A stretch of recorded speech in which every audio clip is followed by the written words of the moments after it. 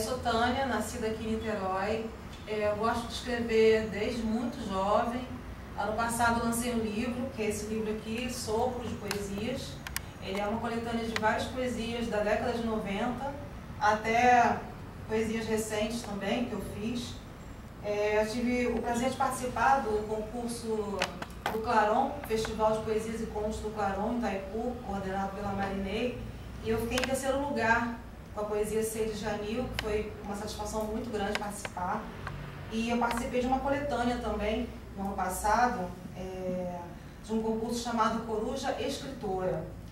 Esse concurso, um poema meu foi selecionado, né, nesse Coruja Escritora, que foi o poema Ato de Desespero. E a gente eu e o Inter, a gente faz o projeto Literatura na Varanda, que vai completar 2 anos agora em agosto. O Literatura na Varanda, basicamente, é uma roda de conversa, né? A gente procura ser o mais interativo, né, com o público possível. Não tem aquele esquema de palestra, nada acadêmico, uma coisa bem descontraída, por isso que o nome é Roda de Conversa. E a gente tenta reunir pessoas para debaterem obras de grandes escritores. A gente já conversou sobre vários escritores que a gente considera relevantes, tanto da literatura brasileira quanto da literatura estrangeira. E aí a gente abordou, por exemplo, James Joyce, que é um importantíssimo escritor irlandês do século XX, né? Não precisa nem falar, né? E na mesma ocasião a gente falou também de outro escritor relevante também, que é o Franz Kafka, de quem eu sou fã. Na ocasião, fui eu, né, que puxei o bate-papo, principalmente abordando a obra do Franz Kafka, e o James Joyce ficou a cargo do escritor Marvio Câmara, que falou um bocado desse outro escritor. A gente tentou traçar ali um paralelo entre as duas escritas, apesar das suas diferenças bem flagrantes, e foi interessante porque a gente conseguiu contemplar o público, né? O público conseguiu opinar, mesmo quem não tinha ainda lido Joyce, por exemplo, fez perguntas, e aí tinha gente que não tinha lido Joyce, mas já tinha lido Kafka, então conseguiu interagir, porque isso é um diferencial que a gente busca imprimir ao Literatura na Varanda, né? A gente quer disseminar a leitura, a gente quer que as pessoas que já leram os autores apareçam, mas aqueles que ainda não conhecem o autor devem aparecer para que aquilo seja um estímulo para que elas próprias busquem aquelas leituras. Então, na verdade, a Literatura na Varanda ele não exige uma leitura prévia dos autores, e eu acho que isso é positivo. Assim a gente consegue fazer o que a gente quer fazer, que é disseminar a literatura. Diferente de um debate que você faz a respeito de um livro específico, de um autor, né, que já é o formato de um clube de leitura mesmo, né, que tem vários clubes de leitura na cidade de Niterói, tem também em São Gonçalo, a gente até no final pode citar alguns, né, mas é a respeito de uma obra específica. No Literatura na Varanda, não. A gente faz um debate a respeito do conjunto de obras daquele escritor que a gente está homenageando. Tanto o nacional como o estrangeiro, a gente sempre busca nomes de escritores consagrados na literatura. Foi o caso, por exemplo, do Lima Barreto, que nós abordamos, ótimo, né? Foi bastante interessante, né? O Lima Barreto, que foi recentemente homenageado na Feira Literária Internacional de Paraty, no ano passado. No ano passado, e a gente aproveitou a oportunidade para continuar nesse debate sobre esse importantíssimo nome da literatura brasileira, que durante muito tempo ficou esquecido, ou não diria esquecido, talvez seja meio forte falar, mas assim, subnoticiado, né? Foi menos abordado do que deveria. A obra dele tem toda uma complexidade que durante muito tempo foi deixada de lado, foi colocado... Na época dele, ele tinha sido colocado como um escritor que, com pouco apuro técnico, um escritor que não se empenhava tanto na linguagem, só que esse epíteto, né, que colocaram sobre Lima Barreto tem a ver com o ambiente literário em que ele escrevia. Era um ambiente em que era considerada boa escrita aquela excessivamente rebuscada. Tanto é que hoje você pega um livro do Lima Barreto, lê e fala assim, nossa, acham que ele escrevia de maneira simples demais? Acham que ele escrevia da maneira jornalística? Poxa, mas eu tenho até dificuldade, ele usa palavras não usuais. É porque naquela época o que estava em voga era Rui Barbosa, era Coelho Neto, eram pessoas que, na verdade, exageravam nesse rebuscamento, né, invertendo o período. Então, por conta do ambiente daquela época, o Lima Barreto foi pouco considerado naquela época e continuou sendo desconsiderado por pessoas que às vezes não pararam para ler a obra dele para ver se aquelas críticas tinham a ver ou não. A Flip ajudou bastante a reverter isso, né? E a gente tentou botar uma modesta sementinha também em repensar esse autor e, como a gente sempre colocou, né, de uma maneira assim, interativa. Né? Ninguém é dono da verdade ou diz para os outros, olha, Lima Barreto é isso. Não, a gente diz o que a gente pensa do Lima Barreto e pergunta, e você, o que pensa? Já leu o Lima Barreto? O que você leu dele? Né? E a gente tá bonito assim, essa trajetória que a gente está tentando fazer. A gente teve um público bem legal, participativo, bastante gente, mais de 20 pessoas também. Aí depois a gente fez Clarice Lispector, que foi até agora o evento que nós tivemos o maior público. Clarice Lispector é muito conhecida, muito popular, né? E foi maravilhoso, assim, né? Foi a Marinei que fez o debate e a nossa amiga também, poeta, né? Natália Reina, debateram a obra da Clarice. Você quer falar um pouquinho? Esse debate também foi muito animador, né? Estava bastante cheio o local, quase não cabia mais gente ali onde a gente estava. É claro que a gente não pensa só na quantidade, mas é bom quando tem bastante gente também, que a gente vê, bem, está funcionando no sentido de espalhar a literatura. A obra da Clarice Lispector, a Clarice Lispector, ela está muito em voga ultimamente, né? O nome dela aparece a todo momento, mas ainda assim é uma autora que vale a pena a gente destacar, a gente falar, a gente criar eventos a respeito dela, porque existem muitos mitos que se proliferam sobre a pessoa dela, alguns equívocos são proliferados, porque com o advento da internet, a internet ela é uma faca de dois gumes. Por um lado, ela pode exacerbar a divulgação de coisas boas que a gente quer, mas por outro, ela acaba disseminando notícias que são falsas às vezes. Né? É muito comum, infelizmente, em saraus, alguém pedir para falar um poema e chega lá e diz que é um poema da Clarice Lispector, sendo que Clarice Lispector não escreveu livro de poesia. Ela fazia prosa. O que acontece é que a prosa dela, ela tem toda pode-se dizer, uma poeticidade intrínseca a essa prosa, mas isso é outra coisa, ela não fazia poesia. Né?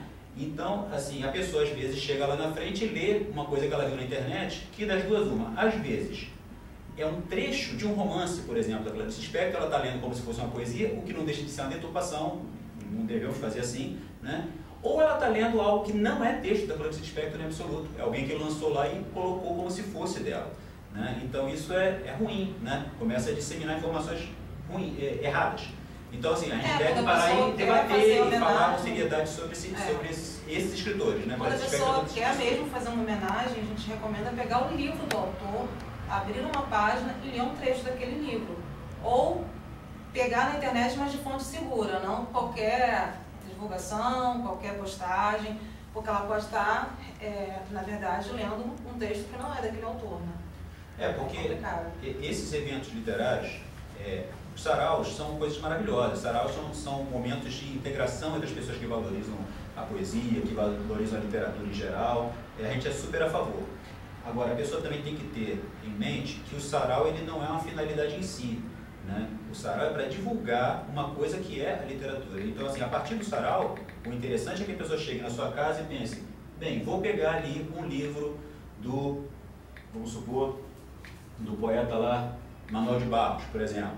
Vou pegar esse livro e vou ler, já que eu vi uma poesia, não conhecia Manuel de Barros, passei a conhecer a partir do momento de uma intervenção poética que fizeram lendo o livro dele. Então, poxa, eu vou pegar, eu tenho esse livro, nunca li, tenho ali na minha estante. Pegue e leia. Ou vou procurar numa livraria, ou vou procurar num sebo, um livro de Mário Quintana, então assim, ou do autor que seja. Então os saraus, eles ajudam nesse caminho, mas a pessoa tem que lembrar que o importante é o livro em si, o importante é a poesia. O sarau, ele não é a finalidade, ele é o meio para nós chegarmos a isso que é a literatura propriamente. Né?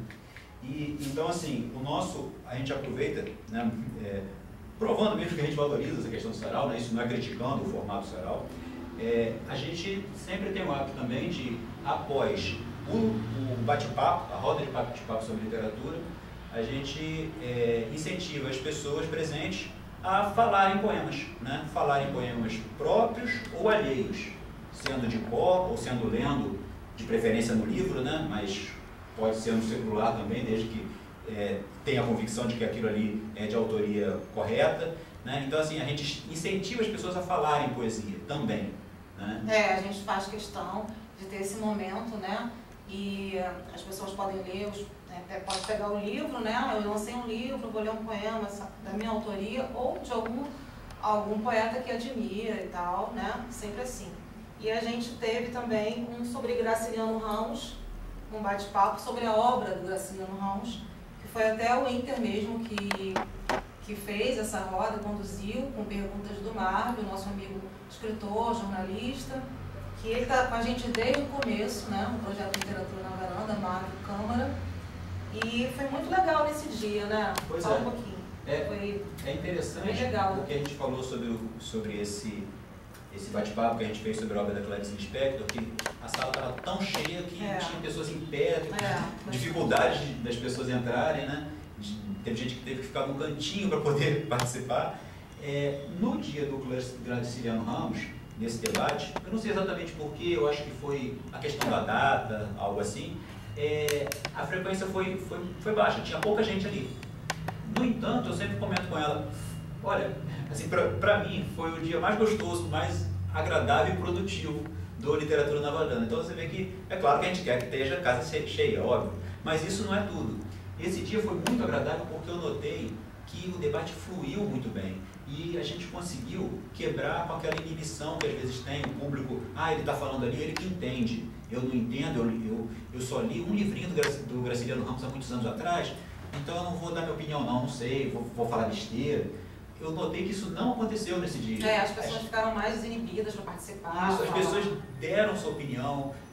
Eu pude perguntar quem é que leu o Graciliano Ramos. Foi uma discussão saudável, então, foi muito saudável e foi interessante o fato de haver discordâncias, né? Teve alguns momentos que eu coloquei alguma coisa e o público falou, não, olha, eu não acho isso, por causa disso, disso, disso.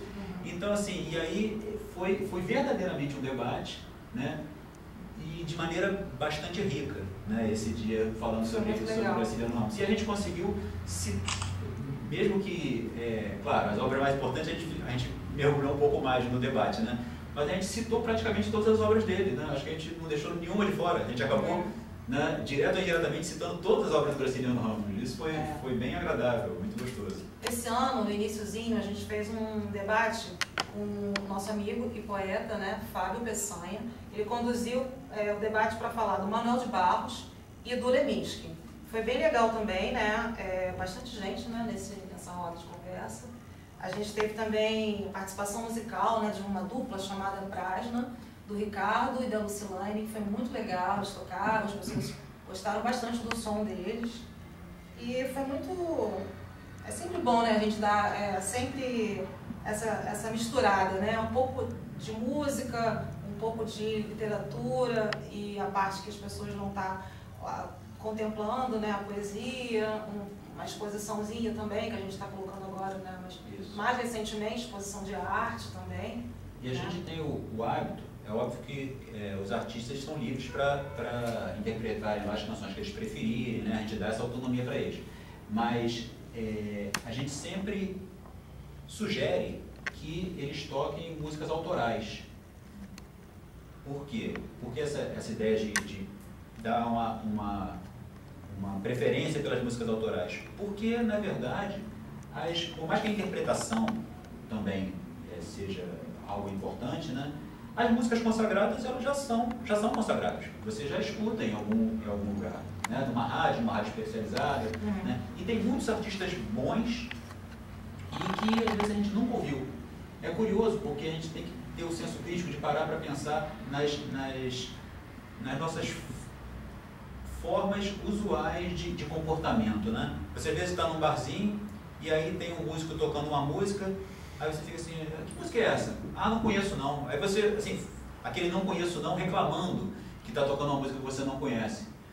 Se a gente pensar bem, o fato de estar tocando uma música que você não conhece é uma oportunidade de você conhecê-la e ver se você gosta ou não. Então era para você ficar satisfeito, mas em geral as pessoas não ficam satisfeitas, as pessoas ficam chateadas de estar tocando uma música que você não conhece. Né? Então eu acho que é saudável a gente andar um pouco na contramão disso, no sentido de, olha só, vamos apresentar coisas novas, pode ser que aquilo que é novo é que nos enriquece. Não é aquilo que você já conhece, você vê de novo, não está te enriquecendo. Por mais que te dê um prazer, você ouvir uma música que você já conhece, aquilo não está te enriquecendo. Então a gente fala dessa forma, incentiva os artistas a tocarem músicas autorais, preferencialmente, né? E pegando carona nisso que você está falando, né? Todos os artistas que passaram pela Literatura na Varanda tocaram, né, ou cantaram, né, músicas com repertório autoral, né? E a gente teve a participação do grupo vocal teatral As Cigarras. Elas participaram da edição de maio do ano passado do Literatura na Varanda, que foi sobre a Clarice, né?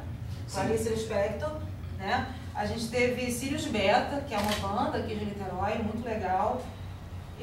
Nosso amigo escritor Cícero, né? Ele faz parte dessa banda, Cícero Leitão.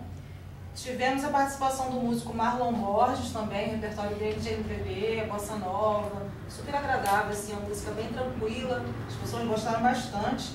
E do Prajna, que eu já falei, que é uma dupla, né, a Lucilane e o Ricardo, que tocaram com a gente recentemente em fevereiro desse ano. Então, assim, a gente tem espaço para as pessoas que querem se apresentar, né, e até agora também a gente tem uma novidade, que as pessoas podem lançar livros, né. Isso, a gente está incentivando que as pessoas lancem os seus livros durante os eventos de Literatura na Varanda, né? A gente dá visibilidade a essas pessoas que estão aí enveredando pela literatura. E é 0800, né? A pessoa vai, lança o livro, vende, fica tudo com a pessoa mesmo, lucro, né? A gente não tem interesse nenhum financeiro, é mesmo para dar oportunidade a quem está querendo lançar um livro. Porque, na verdade, assim, nós raciocinamos um pouco na contramão do que está se divulgando na sociedade em que a gente vive. Porque, usualmente, as pessoas pensam assim, para eu ser vencedor nessa sociedade, eu tenho que derrotar o outro. Eu não vou ter um concurso literário, eu vou ficar quietinho, não vou contar para ninguém que tem esse concurso, porque aí vai ter pouco participante, aí eu boto lá o meu poema, eu boto o meu conto, e meu conto chega em primeiro lugar, vou ficar quietinho. As pessoas são levadas a isso porque uma lógica de competitividade é sempre propagada. Só que a gente não raciocina dessa forma, a gente acha que, na verdade, é através do compartilhamento das experiências, é através do apoio mútuo, que todos nós vamos poder avançar. Porque, vamos supor, nesse exemplo que eu dei aí do concurso literário, você chega, não divulga para ninguém aquele concurso, não fala que vai ter, só você vai lá e participa quietinho e tal. Daqui a alguns anos esse concurso vai deixar de existir, vai ter poucos participantes, por exemplo, isso pode acabar com o próprio concurso, né? E assim, a gente tem que tentar fortalecer uns aos outros. Se a gente fortalece o ambiente literário, isso vai ser bom para todo mundo que escreve. Então não é, eu faço um fanzine, não vou divulgar um fanzine de outra pessoa, não, porque aí o meu vai bombar, o meu vai aparecer mais. Não, você tem, é bom para você divulgar, porque aí você está divulgando a cultura dos fanzines. Se tiver mais gente com hábito de ler fanzines, vão ler mais o seu. Agora, se você ficar divulgando que é só o seu, vão pensar, é um maluco ali que faz uma publicaçãozinha que eu não sei o que é aquilo, ele chama de fanzine, mas é um cara isolado, você não vai nem estar criando o hábito, não vai estar incentivando a cultura dos fanzines e, no final das contas, você perde também com isso. Então, a gente divulga uns aos outros, a gente se esforça por divulgar outras iniciativas dentro do campo da literatura, seja saraus, seja clubes de leitura, debates. A gente tem essa tentativa de divulgar essas outras iniciativas. E a gente não perde, não é porque a gente é bonzinho pra caramba, não. É porque isso seria o natural. E é isso que vai fortalecer o ambiente cultural. Eu queria divulgar, aproveitando a deixa, né, o projeto Diário da Poesia, que é um projeto lá em São Gonçalo, né? Você quer falar um pouquinho? Tem o jornal e tem o evento, né? O evento é mensal, o jornal é bimestral. Basicamente é isso mesmo que você já falou, né? Assim, é uma iniciativa muito interessante, né? A gente vê, tem coisas muito boas acontecendo em Niterói, tem coisas muito boas acontecendo em São Gonçalo também, né? Esse projeto, ele tem como característica a divulgação de literatura, principalmente de poesia, para os jovens, o que eu acho que é assim, de extremo valor, porque desde jovem a gente criar o hábito de leitura, a gente vai seguir com esse hábito pela vida fora, e eles conseguem fazer isso, né? Aí, como a Tânia falou, o jornal é bimestral, mas mensalmente eles fazem o evento deles, que é basicamente um sarau, mas também com atração musical. Com dança também, dança de salão. E o idealizador desse projeto é o poeta Renato Cardoso, que também é professor de literatura e ele é um militante da cultura lá em São Gonçalo. A gente tem o fanzine do Paulo de Carvalho. Ah, sim. Coletivo Alfarrábios. Isso. Tem o Coletivo Alfarrábios, que produz esse fanzine interessantíssimo aqui na cidade de Niterói. Tem muita coisa acontecendo, né? A gente conheceu recentemente, já viramos fã, assim, muito legal. É bem variado, né? Tem bastante poetas participando, cada um com seu estilo, né? E é uma forma de divulgar aí a cultura alternativa, né? Os fanzines, a autopublicação, né? E a gente apoia muito isso. E além desse tipo de iniciativa que a gente está falando, tanto editorial como esse Alfarrábios, que é maravilhoso, né? Quanto outras iniciativas como esses saraus, né? Que são momentos de confraternização, né? Momentos de celebração da poesia, da divulgação da poesia. Existem outras iniciativas interessantes que eu gosto muito, que são os clubes de leitura, né? Os clubes de leitura são bastante interessantes porque eles estão incentivando aquilo que é o cerne mesmo da literatura, que é a leitura. Não existe literatura sem leitor, né? Recentemente eu até li no jornal Rascunho, que é um jornal muito bom de literatura, que eu assino. Eu li numa entrevista, pena que eu não estou me lembrando qual dos escritores que falou isso, mas um escritor falou uma coisa bastante interessante na entrevista, que falou que não é a literatura que modifica o mundo. É a leitura, na verdade, que modifica, porque a leitura é que faz com que essas ideias que estão ali contidas venham para a mente desse leitor e se disseminem e façam que a gente modifique o nosso estar no mundo. Então a leitura é essencial. Os clubes de leitura, eles incentivam exatamente isso, que é o cerne, a razão de ser da literatura. Então aqui em Niterói, nós temos um clube de leitura muito interessante, outros estão surgindo, né? Mas eu vou falar especificamente desse, que é o Clube de Leitura Icaraí, que esse ano está fazendo 20 anos. E assim, são 20 anos debatendo um livro por mês. Começou como um clube bem pequeno, na casa de uma das organizadoras, e aí depois foi para um espaço público, como deve ser mesmo, né? Porque o espaço público permite que outras pessoas se agreguem. Rapidamente foi para vários espaços públicos, esteve em livraria, depois esteve na UF, foi para a livraria da UF, esteve em mais de um local. Atualmente se reúne ali na varanda do Centro de Artes da UF, uma vez por mês. Aí é interessante a pessoa interessada procurar Clube de Leitura Icaraí, né, em algum buscador da internet, que vai cair lá no blog deles, que eles sempre divulgam quando vai ser o próximo encontro e qual vai ser o livro debatido. E os livros são sempre escolhidos de maneira democrática, através de votações presenciais. As pessoas estão lá, debatem o livro e aí votam qual vai ser o livro que vai ser lido depois. Cita, assim, alguns nomes de alguns livros que você já debateu lá no Clube de Leitura Icaraí. No Clube de Leitura Icaraí a gente já debateu muita coisa, já deve chegar...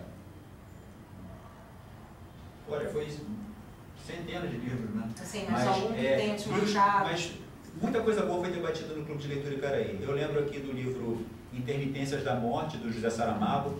Aliás, José Saramago talvez seja o escritor que foi mais lido no Clube de Leitura, né? Porque as pessoas se afeiçoaram a ele, gostam da escrita dele. Então, do José Saramago já foi lido lá esse Intermitências da Morte, já foi lido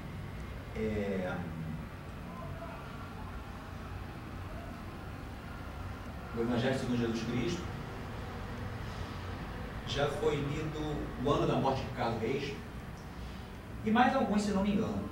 E além desses, recentemente foi lido O Idiota, de Dostoiévski, foi lido do Lima Barreto o Vida e Morte de M.J. Gonzaga de Sá, que inclusive fui eu que sugeri, e o pessoal gostou da sugestão e votou nesse livro especificamente.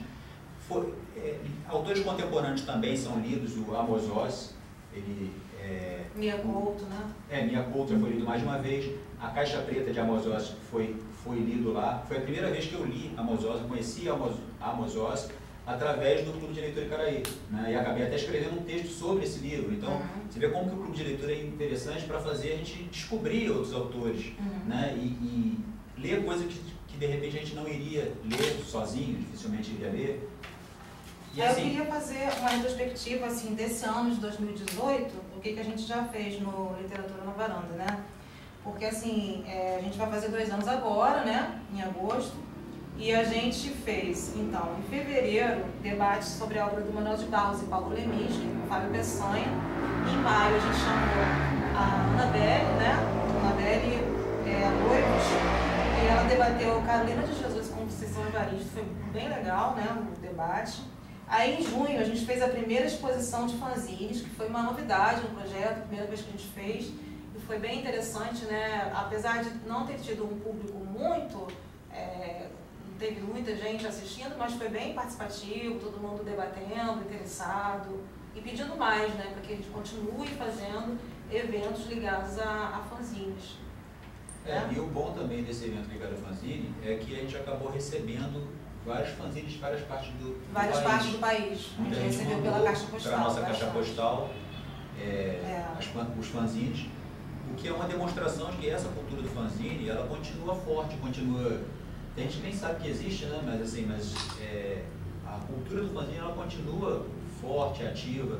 Algumas pessoas imaginaram que o fanzine fosse deixar de existir por causa do advento da internet e a existência dos blogs. Porém, os blogs, por mais que eles sejam interessantes, eu mesmo tenho um blog chamado Expressão Liberta, que eu gosto muito de postar nesse blog, mas por mais que os blogs sejam veículos interessantes, o fanzine ele tem a sua razão de ser. O prazer que você sente lendo um fanzine é um prazer diferenciado. Você não precisa nem sequer de energia elétrica, você pode ler o fanzine numa praça, você tem uma liberdade verdadeiramente ampla do fanzine, porque se você quiser, você faz um fanzine, você pode escrever o texto até de cabeça para baixo. Você pode fazer à mão, se você quiser. Um amigo que fazia fanzine o Berro junto comigo, ele teve um momento que ele teve um problema com a impressora dele, e ele foi e fez o fanzine dele à mão. Né? O fanzine com o nome de Gambiarra. Ele fez o fanzine todo à mão, tirou xerox e muita gente guarda e gostou daquele tipo de edição. Então, assim, o fanzine é verdadeiramente livre.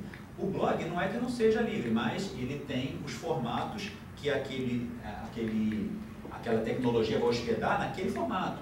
E ele vai poder botar umas publicidades que às vezes você não quer que tenha aquela publicidade ali, e vai aparecer a publicidade, às vezes até de um produto que você é até contra. Né? E o fanzine não, você vai fazer ele do seu jeito, né? com uma liberdade plena. E é interessante porque já aconteceu eu estar com um fanzine, estou andando na rua, aí vem um pedinte, por exemplo, me pedindo alguma coisa, algum dinheiro, e eu chegar e dar um fanzine para a pessoa. Aconteceu de eu fazer isso, eu dei o fanzine Uber, poxa, o cara ficou felicíssimo. Né? Eu ia falar o quê?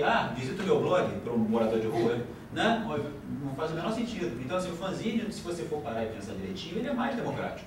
Apesar dele atingir, por questões físicas, ele atinge um número menor de pessoas, tá? Mas ele pode chegar a pessoas que não chegariam até um blog, por exemplo. É verdade. Então a gente quer repetir esse encontro, né, que a gente falou sobre os fanzines ano que vem, em 2019, né? A gente tem isso na pauta. E em outubro, o Dia Nacional do Livro também, que vai ser um bate-papo, a gente está agitando e divulgando na nossa página no Facebook.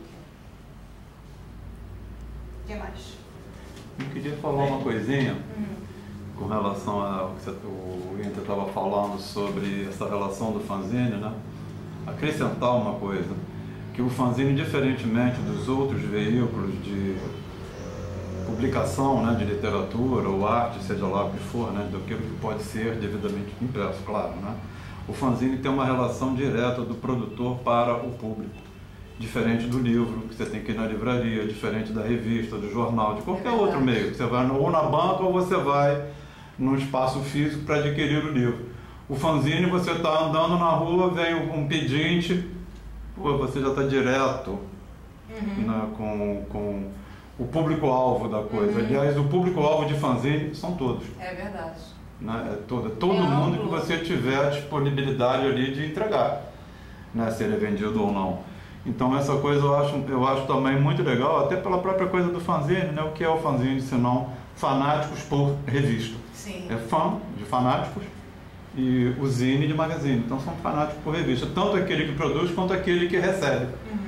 Não, então é só acrescentar esse detalhezinho na questão do fanzine, dessa relação. Não, interessante, concordo com você. E assim, me faz lembrar um jornal que existia, aí era um jornal, né, que existia na Bahia, um jornal alternativo, e que seguia, era um jornal bastante crítico, né, que seguia uma linha um pouco parecida com o Pasquim, mas que tinha sua característica própria. Na verdade, ele era mais alternativo e mais crítico do que o Pasquim, que é o Inimigo do Rei. E o Inimigo do Rei, um dos lemas desse jornal Inimigo do Rei é: o jornalista é também o jornaleiro. E caía nisso aí que você está colocando um bocado. E o que é uma coisa extremamente, assim, democrática mesmo, né? Porque você fala que se você chegar para alguém e dizer, eu sou jornalista, a pessoa, poxa, nossa, cara, jornalista. Você fala, eu sou jornaleiro. Isso não é bem considerado. Então, quando o jornalista se diz também jornaleiro, se coloca nesse lugar, isso em si já é algo que está buscando uma democracia maior, né? E distribuindo. Você mesmo faz, né? As pessoas fazem, o ideal é isso, e o Inimigo funcionava assim, né? De maneira cooperativa, as pessoas faziam e as pessoas distribuindo das suas maneiras, né? Tem tudo a ver com o fanzine. É verdade.